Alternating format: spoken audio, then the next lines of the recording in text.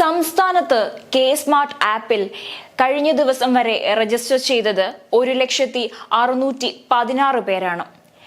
കഴിഞ്ഞ ദിവസം വൈകിട്ട് 5 മണി വരെയുള്ള കണക്കാണിത്.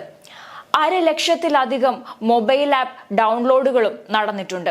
സേവനങ്ങൾ ഓൺലൈനിൽ ലഭ്യമാക്കുന്ന കെ സ്മാർട്ട് ആപ്ലിക്കേഷൻ സംസ്ഥാനത്തെ എല്ലാ നഗരസഭകളിലും പൂർണ്ണതോതിൽ തന്നെ ലഭ്യമായതായി തദ്ദേശ സ്വയംഭരണ മന്ത്രി MP രാജേഷ് അറിയിച്ചിട്ടുണ്ട്.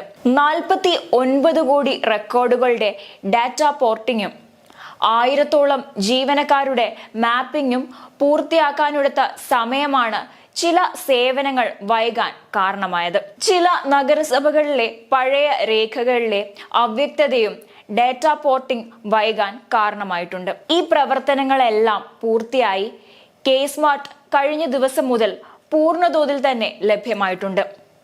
സർട്ടിഫിക്കറ്റുകൾ അതിവേഗമാണ് ലഭ്യമാകുന്നത്. 22,764 പേരാണ് വിവാഹ, മരണ, ജനന സർട്ടിഫിക്കറ്റിനായി ഇതിനോടകം അപേക്ഷിച്ചിരിക്കുന്നത്. 24 മണിക്കൂറിനകം തന്നെ മഹാഭൂരിപക്ഷം സർട്ടിഫിക്കറ്റും ലഭ്യമാക്കിയിട്ടുണ്ട്. 50ഓളം സർട്ടിഫിക്കറ്റുകൾ അപേക്ഷിച്ച് 1 മണിക്കൂറിനകവും 200-ലധികം സർട്ടിഫിക്കറ്റുകൾ 2 മണിക്കൂറിനകവും അപേക്ഷകന് ലഭ്യമാകാനായി. കെ സ്മാർട്ട് ലോഞ്ച് ചെയ്ത ആദ്യ ആഴ്ച തന്നെ സർട്ടിഫിക്കറ്റുകൾ സുഗമമായി ലഭ്യമായിരുന്നു. ഈ സേവനവും ലഭ്യം അല്ലെന്ന തരത്തിലുള്ള ഒരു മാധ്യമത്തിന്റെ ആവർത്തിച്ചുള്ള വാർത്തകൾ വസ്തുതകൾക്ക് നിരക്കാത്തതാണെന്നും മന്ത്രി വ്യക്തമാക്കുന്നുണ്ട്. 23,627 പേർ വിവിധ ഫീസുകൾ ഇതിനകം കെ സ്മാർട്ട് വഴി അടച്ചിരിക്കുന്നു. നഗരസഭകളിലെ ഫ്രണ്ട് ഓഫീസിലെ ഓൺലൈൻ കിയോസ്കുകളിലൂടെ 9.06 കോടി രൂപയും ആപ്പ് വഴി 45.86 ലക്ഷം രൂപയുമാണ് നഗരസഭകളുടെ അക്കൗണ്ടുകളിൽ എത്തിയത്. ഇതിൽ 2.47 കോടി രൂപ വസ്തു നികുതി ഇനത്തിലാണ് ലഭിച്ചത്. നികുതി അടവുൾപ്പെടെ നഗരസഭകളിലെ സേവനങ്ങളാകെ മുടങ്ങിയെന്ന് പ്രചരിപ്പിക്കുന്നവർക്കുള്ള മറുപടിയാണ് ഈ കണക്കുകൾ. 1021 പൊതുജന പരാതികളാണ് കെ സ്മാർട്ടിലൂടെ ഇതിനകം തന്നെ ലഭിച്ചിരിക്കുന്നത്. സംസ്ഥാനത്തെ എല്ലാ കോർപ്പറേഷനുകളിലും 87 മുനിസിപ്പാലിറ്റികളിൽ 85-ലും നികുതി അടയ്ക്കാനുള്ള സൗകര്യം ശനിയാഴ്ച ഉച്ചയോടെ തന്നെ തയ്യാറായിരുന്നതാണ്. ഇതിനകം 11,642 കെട്ടിടങ്ങളുടെ വസ്തുനികുതി അടച്ചിട്ടുണ്ട്.